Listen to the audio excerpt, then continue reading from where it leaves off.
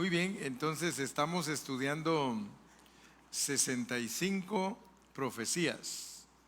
65 profecías que están en el Antiguo Testamento.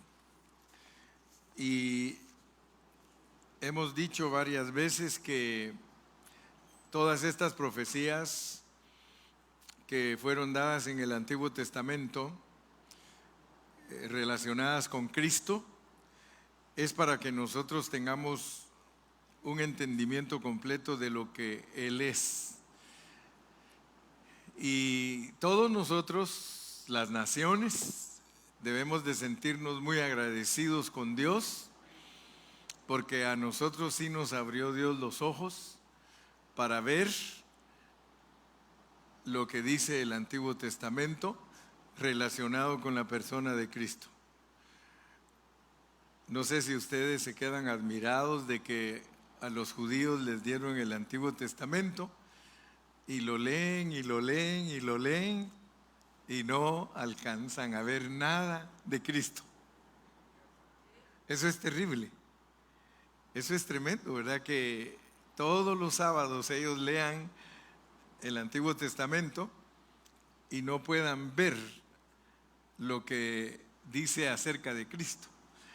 En una oportunidad, el Señor Jesucristo le dijo a sus discípulos que en el Antiguo Testamento estaba escrito de Él, ¿verdad? Él les dijo que en el Pentateuco, en los Salmos y en los profetas, que estaba escrito de Él.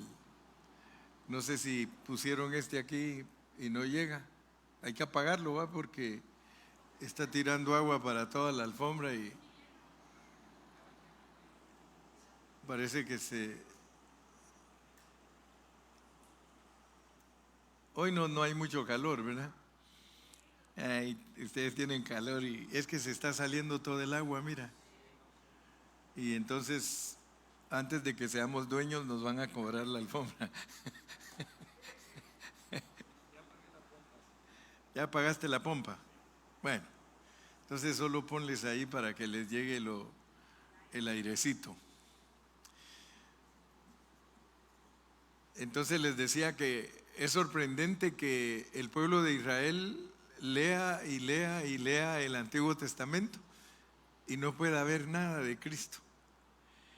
Y el mismo Señor Jesucristo le dijo a sus discípulos que de Él estaba escrito. O sea que cuando leemos el Pentateuco tenemos que ver a Cristo, cuando leemos los libros históricos tenemos que ver a Cristo, cuando leemos los profetas tenemos que ver a Cristo. Y nosotros lo vemos, gracias a Dios, porque eso es lo que hemos estado estudiando. Entonces hoy me toca entrar a la profecía número 32. Pero todas estas profecías son para que nosotros tengamos una convicción clara de lo que es el Señor Jesucristo. Entonces vamos a entrar a la número 32 y era que Él tenía que ser herido. Él tenía que ser herido por nuestras transgresiones y que esa herida le iba a producir una llaga y esa llaga nos iba a sanar a nosotros. Si ustedes se dan cuenta, el Evangelio es predicado de esa manera. El Evangelio nos lo predican con metáforas, con parábolas, con alegorías y especialmente el Antiguo Testamento. Entonces vamos a leer en Isaías 53:5. Isaías 53:5, donde estaba profetizado que Él tenía que ser herido. Dice así el versículo 5, Isaías 53:5. Dice: mas Él herido fue por nuestras rebeliones, molido por nuestros pecados, el castigo de nuestra paz fue sobre Él, y por su llaga fuimos nosotros curados. Esa es la profecía que se dio en el Antiguo Testamento, que para que nosotros fuéramos sanados tenía que haber un hombre que fuera herido Entonces en Primera de Pedro 2, versículo 24, allí vemos lo que nos explican de esa profecía. Dice en Primera de Pedro 2:24, quien llevó él mismo nuestros pecados en su cuerpo sobre el madero, para que nosotros, estando muertos a los pecados, vivamos a la justicia, y por cuya herida fuisteis sanados. O sea que en el programa de Dios, en su propósito eterno, estaba que Él tenía que venir a sufrir por nosotros. Ustedes saben que hay muchas cosas en el Evangelio que son elementales. Hay muchas cosas en el Evangelio que son el ABC del Evangelio, pero a veces nosotros nos olvidamos de todas estas cosas que tienen que ver con el ABC del Evangelio. Y en el ABC del Evangelio, en la instrucción para todos cuando empezamos nuestra vida cristiana, siempre nos explican de que Cristo murió por nosotros. Ahora, el plan de Dios es sorprendente porque Él lo arregló de una manera en la que el hombre tenía que tropezar para que Él le pudiera expresar su amor, pero al mismo tiempo Dios preparó un programa. Él preparó cómo iba a arreglar la situación que Él puso para el hombre. Y entonces vemos que aquí la palabra herida o herido es un sufrimiento que traía como resultado la muerte. Cuando nosotros leemos, mas él herido fue por nuestras rebeliones, la herida en él era que iba a morir.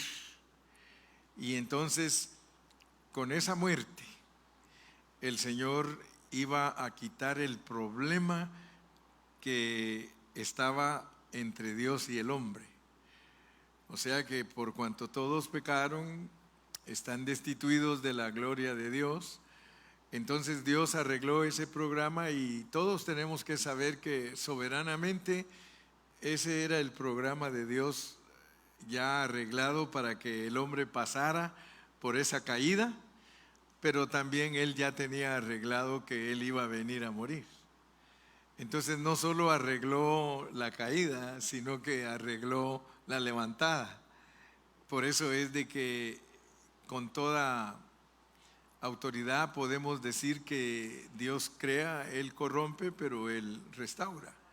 Entonces esto es maravilloso porque podemos darnos cuenta que desde Génesis 3:15, desde ahí se profetizó. Vamos a leer en Génesis 3:15 porque Dios profetizó cómo iba a funcionar la caída del hombre. Dice, pondré enemistad entre ti y la mujer. O sea que la serpiente es enemiga de la mujer. De por sí, ¿verdad? Las mujeres le tienen miedo a las culebras.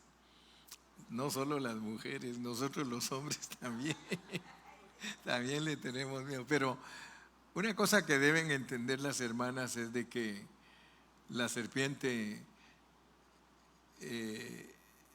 tiene enemistad con ustedes.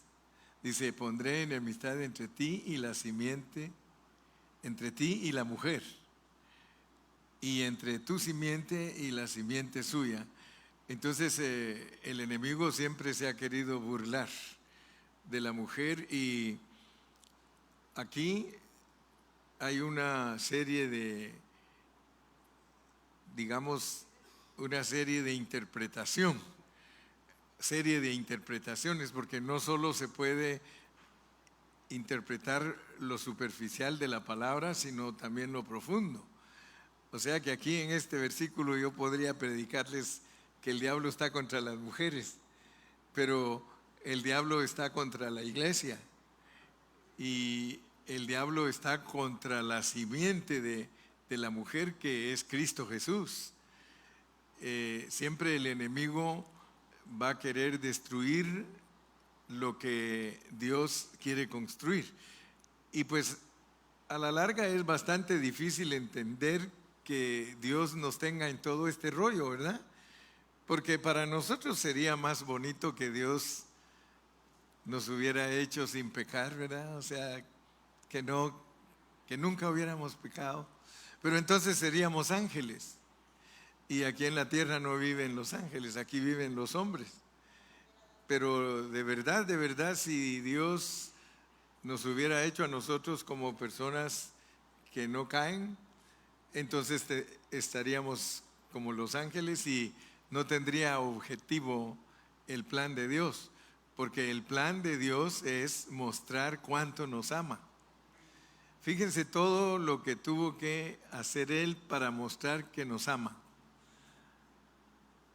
Yo no sé qué plan inventarías tú para mostrarle el amor a alguien más, pero Dios se afianzó de un plan tremendo, de un plan en el que a todos nos puso como pobrecitos, siendo Él riquísimo, siendo Él el dueño de todo, nos pone aquí en la tierra pobrecitos, débiles, con hambre a veces, con frío. Y nosotros, si hay calor nos quejamos, si hay frío nos quejamos. Bueno, nosotros nos quejamos por todo, ¿verdad? Inclusive uno se da cuenta que aun cuando nos toca hablar a veces es para quejarnos. Yo me doy cuenta que si uno se sube a un elevador y hay mucho calor, cualquiera que entra al elevador cuando vamos, especialmente si vamos a un edificio alto, en cuanto alguien entra, lo primero que les dice a todos, hot, ¿verdad? Se queja de que está muy caliente. Y si está muy frío, desde que entra al elevador dice, it's too cold. Pero la cosa es de que nosotros tenemos infinidad de quejas. Y nos quedamos maravillados, ¿verdad? Porque Dios nos hizo de esa manera para mostrarnos su amor, ¿verdad? Es un programa que para nosotros es difícil entender, ¿verdad? Porque a veces hasta le decimos, Señor, ¿y para qué tuviste que hacer todo eso? Solo para mostrarme tu amor. ¿Por qué no me lo muestras así sin meterme a tantos problemas, Señor? ¿Por qué? Porque nosotros queremos que todo sea fácil. Pero si usted se pone a pensar, Dios todo lo arregló para que no fuera fácil, sino para que nosotros fuéramos luchadores, ¿verdad? Porque qué feo también sería que todo fuera color de rosa. Qué feo sería que Freddy fue a sacar su visa de la primera vez y que se la hubieran dado de una vez. Para él bonito, pero Dios dice, no, te la voy a detener para que sientas más bonito cuando te la dé en la segunda, te la doy. Bueno, hay tantas cosas que Dios nos prueba, hay tantas cosas que Dios hace, pero lo que sí tenemos que estar seguros es que Dios iba a poner enemistad entre Satanás y la mujer, y entre los hijos del diablo y los hijos de Dios. Iba a poner siempre obstáculo. Y ahí se nos habla entonces de la muerte de Cristo, porque a Él lo iban a herir en el calcañar, lo cual es muy poquito comparado con alguien que le deshagan la cabeza, ¿verdad? Alguien que le aplasten la cabeza, hermano, eso es duro. Entonces, la razón por la cual la Biblia dice que a Cristo le iban a herir el calcañar es porque solo le iban a quitar la vida. Fíjese cómo le llama a Dios a que le quiten la vida a alguien, herirle el calcañar. Aún si alguien nos mata a nosotros, solo nos hiere el calcañar. Pero según nosotros nos deshace la cabeza, ¿verdad? Pero Dios no lo ve así. Dios, si alguien nos quita la vida a nosotros, solo nos dice, oh, es que le permití que te hiriera el calcañar, porque tú le vas a herir la cabeza. ¿Cómo? Con la resurrección. La resurrección es la que muestra que solo el calcañar nos hieren a nosotros y solo el calcañar le hirieron a Cristo, porque Él venció la muerte. Aleluya. Entonces la resurrección es un acto pero grandioso a los ojos de Dios. Entonces todo esto está relacionado con Primera de Pedro 2:24, el versículo que leímos dice: quien llevó él mismo nuestros pecados en su cuerpo sobre el madero, para que nosotros, estando muertos a los pecados, vivamos a la justicia, y por cuya herida fuisteis sanados. La herida del calcañar del Señor, que es matarlo, sana al hombre, porque en la resurrección nosotros recibimos la gran bendición de ser perdonados totalmente por Dios y restaurados a nuestro estado original. Bendito sea Dios. ¿Cuántos dicen amén? Entonces nosotros hemos sido sanados por la herida de Cristo, y esa es la sanidad de la muerte. Ser sanados de nosotros es quitarnos la muerte. ¿Cuándo es que Dios nos quita la muerte? Hasta que resucitemos. Cuando usted y yo estemos totalmente resucitados, entonces vamos a saber lo que es pasar por la muerte, porque entonces sí ya vamos a poder decir: yo estuve muerto.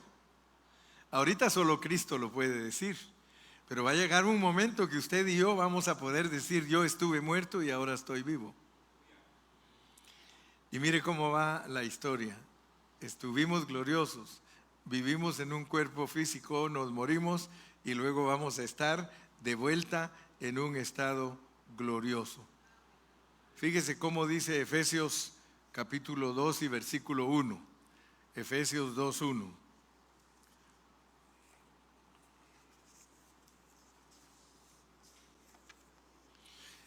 Efesios 2:1. Y Él os dio vida a vosotros cuando estabais muertos en vuestros delitos y pecados. Esa es otra cosa que a veces los humanos no entendemos, que antes de venir a Cristo nosotros vivíamos en una vida que estaba expresada, como dijo una vez un hermano: nosotros somos muertos, o sea, somos gente viva llevando un muerto. Estábamos vivos físicamente, pero estábamos muertos espiritualmente. Entonces nosotros, antes de identificarnos con Cristo, somos un vivo cargando un muerto. Solo imagínense andar caminando uno sin Cristo. Está vivo pero lleva un muerto.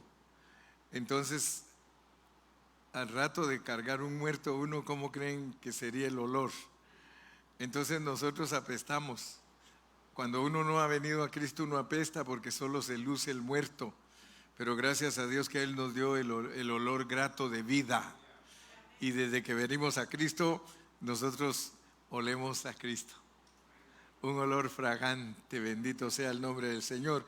Entonces, Cristo sanó nuestra muerte y ahora vivimos por la resurrección de Cristo. A pesar que todavía no se ha consumado en nosotros la resurrección, ya nosotros estamos disfrutando en cierta manera la resurrección. Entonces no nos olvidemos pues que la profecía número 32 es que había que herir a alguien para que nos sanaran a nosotros. Si Dios no hubiese herido a Cristo, nosotros no hubiésemos sido sanos. Pero esa es la profecía número 32. Pasemos a la número 33. Profecía número 33. La profecía número 33 es de que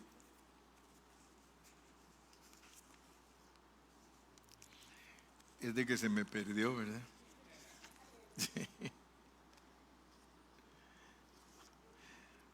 Pero ahorita la encontramos, hermano.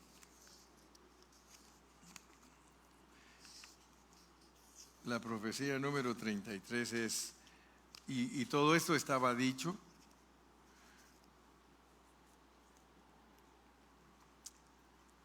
que tenía que haber un hombre al que Dios le descargara todas nuestras iniquidades. Fíjense cómo es el programa, pues.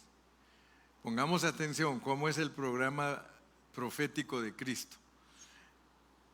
Así como Él profetizó que había que herir a un hombre para que sanara a los enfermos, ahora viene y dice, también tiene que ser un hombre sobre el cual voy a poner todas vuestras iniquidades, para que Él lleve sobre Él el pecado de todos ustedes.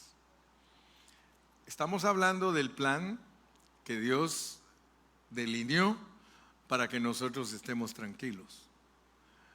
A nosotros los cristianos se nos olvida todo lo que Dios ha hecho por nosotros. Por eso Él constantemente nos está recordando, y en cada reunión de eso es lo que hablamos, para que dice que somos oidores olvidadizos.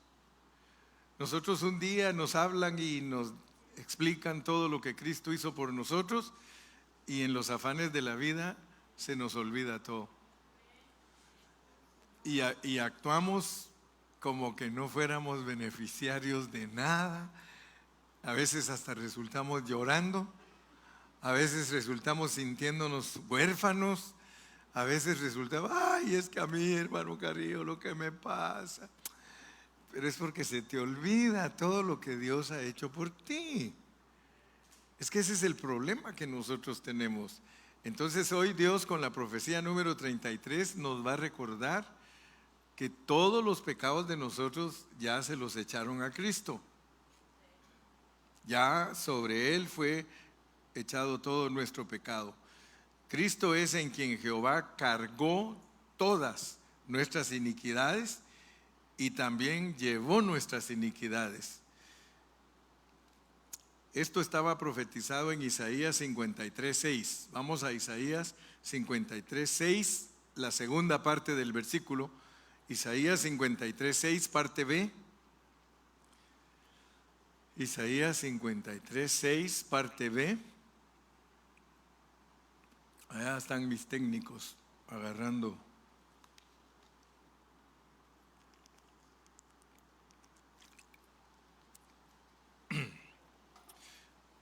Dice pues, en la parte B, mas Jehová cargó en él el pecado de todos nosotros.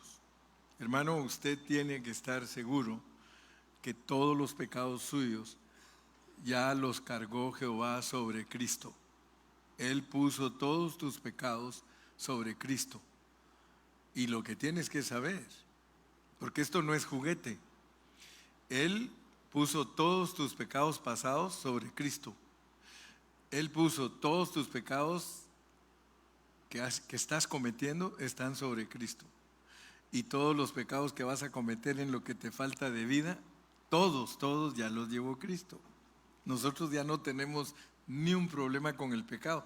No quiere decir que si pecamos no somos culpables, sino que lo que quiere decir es que los cristianos, el problema del pecado está resuelto. Cualquier cosa, nosotros nos arrepentimos y le pedimos perdón a Dios y Dios nos perdona. Así funciona. Así funciona. ¿Cuántos dicen amén? Di un amén si lo crees. Ahora, si no lo crees, vas a estar viviendo preso y vas a creer que no hay perdón para ti. Leamos lo que dice el 11, 53:11, la parte final. 53:11, la parte final. Dice, y llevará las iniquidades de ellos. ¿Se dan cuenta cómo estaba profetizado de que tenía que haber un hombre que llevara todas nuestras iniquidades? Leamos también el 12, la parte final. Todos esos versículos dicen que Él ha llevado, mire, habiendo Él llevado el pecado de muchos, habiendo Él llevado el pecado de muchos. Entonces tú y yo debemos entender que en la cruz Cristo llevó nuestros pecados. ¿Decimos amén? Cuando Cristo estaba en la cruz, Dios tomó todos nuestros pecados y los puso sobre Él como el Cordero de Dios. O sea que hay 3 versículos que son muy claros concernientes a esto. Vamos a leerlos Vamos a Primera de Pedro 2:24, que ya lo leímos una vez, pero lo vamos a volver a leer. Primera de Pedro 2:24. Acuérdese pues que cuando Cristo estaba en la cruz, Dios le cargó a él todos los pecados, habidos por haber, habidos, habiendo y por haber, ¿ok?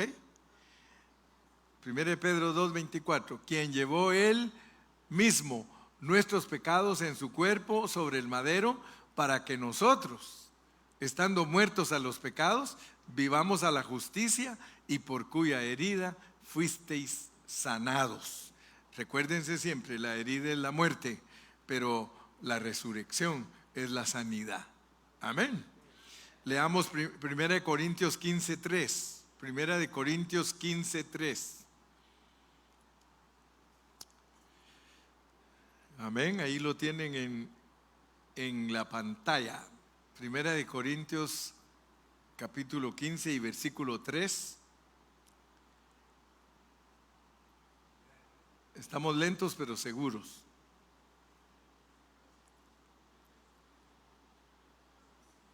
Primera de Corintios 15:3.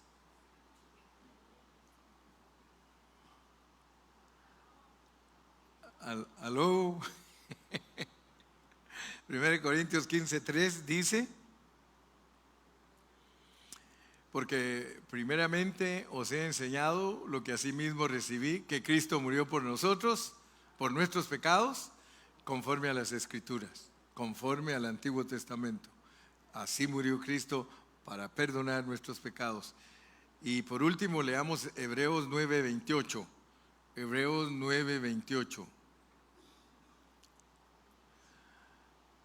Hebreos 9:28.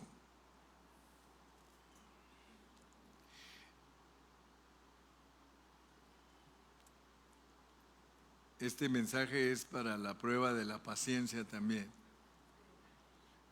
porque uno es desesperado. Pero aquí Hebreos 9:28. Hebreos 9:28.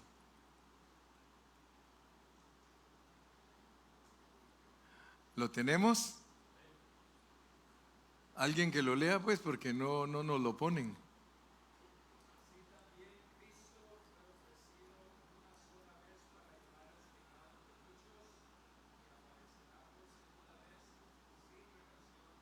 Con el pecado. Bueno, noten entonces ustedes, noten que todo este punto que estamos estudiando, esta profecía, era que tenía que haber un cordero, un hombre encarnado que fuera el cordero, para que sobre él cayera todo el pecado de nosotros. Nunca se les olvide eso, estaba profetizado. Entonces, después que Dios descargó nuestros pecados sobre el Cristo crucificado, Dios le consideró como el único pecador. Oigan eso es tremendo. Después que Dios descargó todos los pecados de la humanidad, el único pecador que había era Cristo. Eso es tremendo. Eso es tremendo. Dios al único pecador que vio en la cruz fue a Cristo. De acuerdo a 2 de Corintios 5:21, de acuerdo a 2 de Corintios 5:21, si me lo ponen por favor. 2 de Corintios, ahí está, ahora sí ya llegó el técnico, es que falta el técnico ahí. Bueno, Dios hizo a Cristo pecado, quien no conocía pecado. Mire, al que no conoció pecado, por nosotros lo hizo pecado, para que nosotros fuésemos hechos justicia de Dios en él. Entonces esto es maravilloso, porque la profecía ya estaba establecida. Todo lo que vino a hacer Cristo por nosotros ya estaba dicho, solo era de cumplirlo. Él fue a la cruz, Él murió, Dios descargó todo el pecado de nosotros sobre Él, y cuando Dios le descargó el pecado a Él, vio que solo ese pecador era, y con ese Él estaba contento de quitar el pecado del mundo. Entonces voy a terminar hoy con la profecía número 34. Y esta nos va a sorprender. porque estaba profetizado que en la cruz iba a haber un hombre que Dios lo iba a desamparar. Oigan eso pues, profecía, voy a poner a un hombre en la cruz y lo voy a desamparar. ¿Cuántos están de acuerdo conmigo? Ya sabemos, porque así dice la Biblia, ¿verdad? Dice, Dios mío, ¿por qué me has desamparado?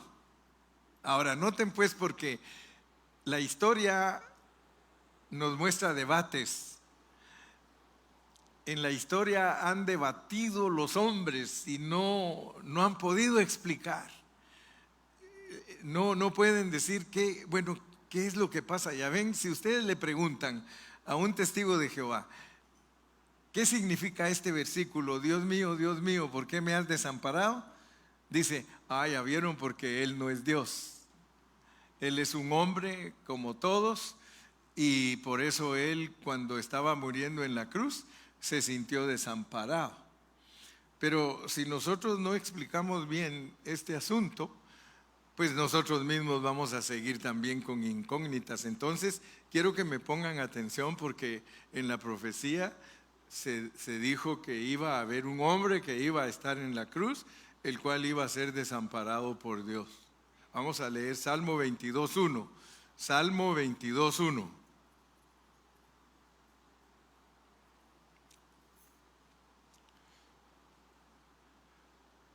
Lo tenemos ahí, ¿verdad? Sí. Dice, Dios mío, ¿por qué me has desamparado? ¿Por qué estás tan lejos de mi salvación y de las palabras de mi clamor? Así está escrito en la profecía, ¿verdad? Salmo 22.1. Mire, Dios mío, ¿por qué me has desamparado? Qué casualidad, ¿verdad? Que cuando Cristo estaba en la cruz dijo eso, que lo habían dicho en los salmos. En los salmos estaba escrito, Dios mío, ¿por qué me has desamparado? ¿Por qué estás tan lejos de mi salvación y de las palabras de mi clamor? El cumplimiento de eso está en Mateo 27:46. Vamos a Mateo 27:46. ¿Lo tenemos? Mateo 27:46.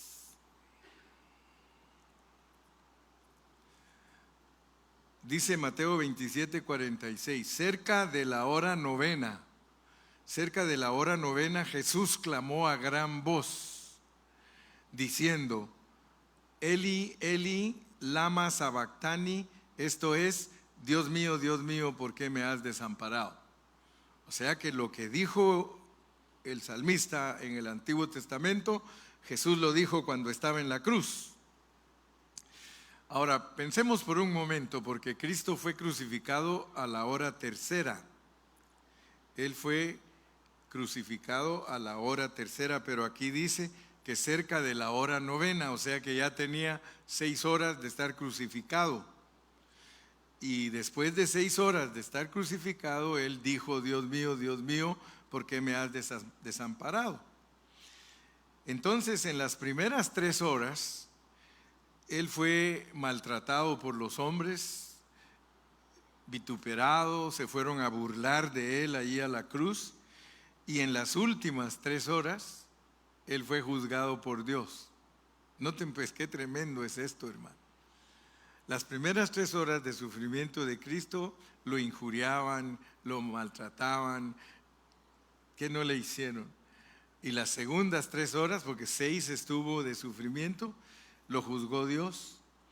Y fue durante ese tiempo cuando Dios lo contó como sustituto de nosotros, cuando lo juzgó.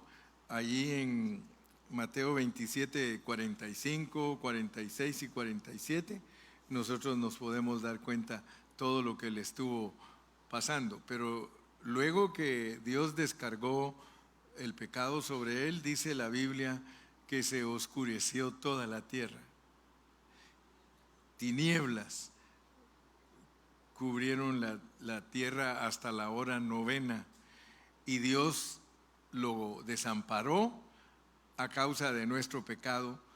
Dios desamparó a Cristo en la cruz porque Él tomó el lugar de los pecadores. Por eso, en ese momento que Él se hizo pecado, Dios lo desamparó. Pero tenemos que explicar qué parte de Él fue desamparada, ¿verdad? Porque cuando nosotros estudiamos la Biblia, nos damos cuenta que Cristo nació como fruto del Espíritu Santo. Entonces, Él era hijo de Dios. O sea que tenemos que entender todo esto, porque si no, no vamos a saber qué parte de Él fue la que Dios desamparó. Él nació de la Virgen, pero engendrado por el Espíritu Santo. Él era hijo de Dios, y como hijo de Dios es Dios. Pero como hijo de María es hijo del hombre. Pero entendamos que cuando Él nació, pasó un tiempo y a los 30 años, Él descendió a las aguas del bautismo. Y cuando Él descendió a las aguas del bautismo, Dios lo llenó, lo ungió del Espíritu Santo económicamente. Noten que esencialmente Él es Dios. Él en su esencia, en su ser divino, Él es Dios. Pero Dios, para que desarrollara un ministerio, para que Él pudiera hacer la ofrenda por el pecado, Dios lo tuvo que ungir económicamente. O sea, por eso es que nosotros tenemos que entender lo que es el espíritu esencial y lo que es el espíritu económico.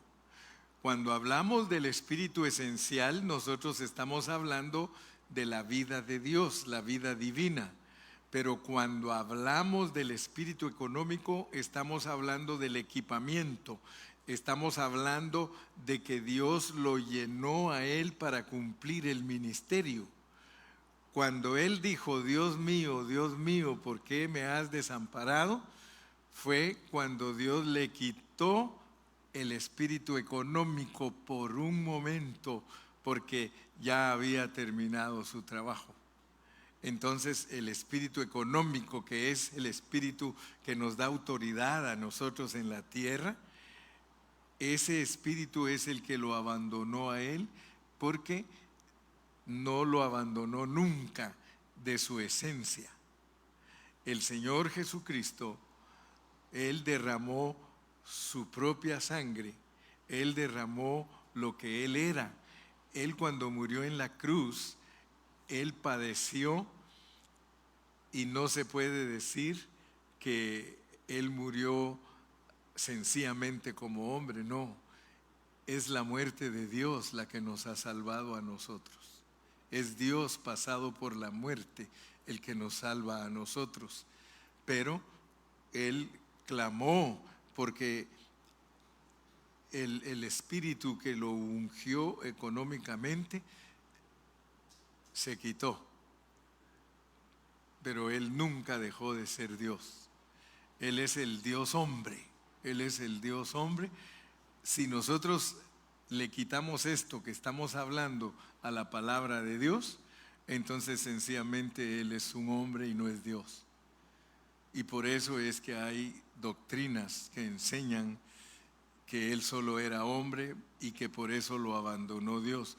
Pero Dios lo único que nos muestra en la pureza de la palabra es que lo que nos quitan después de que hayamos cumplido el ministerio es únicamente esa unción que nos sirve para llevar a cabo. Vamos a leer un versículo para que ustedes tengan paz en su corazón.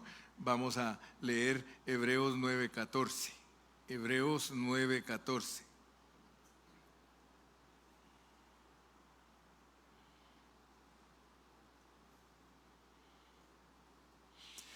Miren cómo dice pues: cuánto más la sangre de Cristo. Oigan bien, porque esto es muy importante. Cuánto más la sangre de Cristo. Ustedes saben que la sangre de Cristo es única. La sangre es sangre de Cristo, no dice la Biblia la sangre de Jesús. Dice, cuánto más la sangre de Cristo. Y ustedes saben que para el escritor de Hebreos la sangre de Cristo es muy importante porque habla mejor que la de un humano, habla mejor que la de Abel. Amén. Dice, el cual mediante el Espíritu eterno se ofreció a sí mismo sin mancha a Dios. ¿Se dan cuenta que se necesitó el Espíritu eterno para poder presentar la sangre?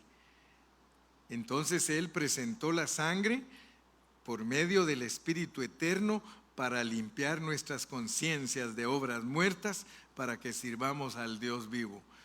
Dios lo abandonó económicamente. Después que Dios aceptó el sacrificio de su Hijo, el espíritu económico lo abandonó, pero Él seguía teniendo la esencia divina de engendramiento. Cuando el Señor Jesús, el Dios hombre, murió en la cruz bajo el juicio de Dios, Él tenía a Dios como su esencia, como su ser divino. Sin embargo, Él fue abandonado por el justo y juzgado por Dios económicamente. O sea que lo juzgó, pero le quitó la unción para juzgarlo. No juzgó con la unción puesta, quitó la unción para juzgarlo. Entonces quiere decir que la sangre de Cristo fue presentada por medio del Espíritu eterno. Nosotros fuimos salvos por esa sangre preciosa, porque la sangre de Él no tiene ningún ADN humano. Él solo aparece con el ADN de Dios. Él no es el producto del amor de un hombre y una mujer. El producto de un hombre y una mujer tiene el ADN de los dos. Pero el Señor Jesucristo, su ADN es Dios mismo. Que Dios nos ayude, poco a poco vamos a ir entendiendo más. Pero por de pronto, lo que quiero yo es que entendamos estos 3 puntos que ya explicamos, ¿verdad? Que el Señor estaba profetizado, o sea que desde antes que eso sucediera, Él ya estaba profetizado para ser el que llevaría nuestros pecados, para ser el que sería desamparado de Dios, y también era el que Dios lo puso ahí en la cruz para que fuera objeto de burla, para que fuera herido, pero que esa herida nos dio la vida. Amén. Que Dios me los bendiga a todos en esta noche y vamos a seguir el domingo con otra profecía. Por de pronto, dele gracias a Dios porque Cristo sufrió por usted. Cristo sufrió por mí. No tenemos un Salvador que no haya sufrido por nosotros. Pero ese sufrimiento no es para que nosotros tengamos lástima de Él, sino que Dios soberanamente lo presentó para que nosotros veamos cuánto nos ama Jesús. Amén. Entonces vamos a ponernos de pie.